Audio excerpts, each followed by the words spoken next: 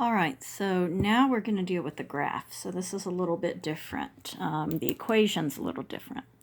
So according to the graph, what is the acceleration of the object? Okay, well, we've got time and velocity. That means that if we get this slope, we can get acceleration. So that's something you'll need to memorize, that if you have a graph of time on the x-axis and velocity on the y-axis, then find the slope to get the acceleration. So you may or may not remember from college algebra that slope, I'm going to write the way you saw it in college algebra. Slope was m, and y2 minus y1 divided by x2 minus x1 was what you did to get slope. So we need to find out the x and y value of this point and of this point.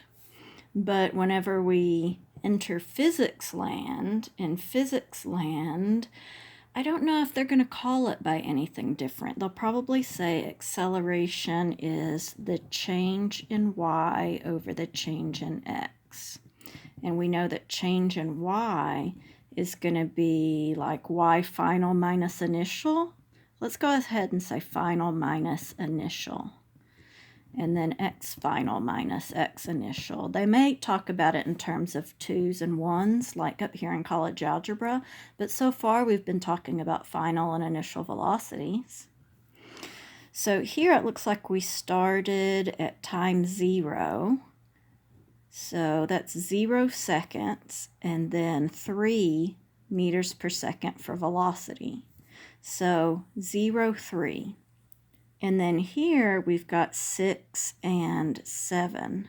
So 6 and 7. Remember, x's get listed before y's. So at time 0, the object was going 3 meters per second. So that's when we started our timer. 6 seconds later, I called this time 0, so I'm going to call this time 6. It was going 7 meters per second, so its speed increased. Since its speed increased, that means it accelerated. All right, so maybe I should use some color here. So we'll make the final y brown, and we'll make the initial y blue, and then we'll make the final x orange. So we kind of have a fall thing going on there. And then we'll make the initial y, I want to make it yellow, but I don't see my yellow here, so we'll make it red.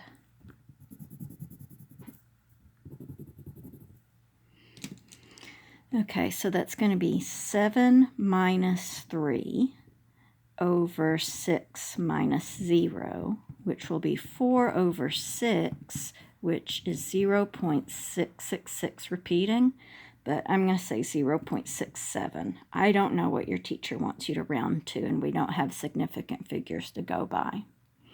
But it's acceleration, so our units will be meters per second squared. Please memorize that meters per second squared is a unit of acceleration. Now, I just want to maybe make this whole part easier of where to put your 4 things by saying, I want to get a different colored pencil here. Let's look at the height of this. So I'm doing light green to represent the height. That is 7 minus 3, or 1, 2, 3, 4 units. 7 minus 3, 4 units. Okay, now if we look at the width of it, well, we started at 0 and we ended at 6. So 6 minus 0 is 1, 2, 3, 4, 5, 6 units. 6 minus 0, 6 units.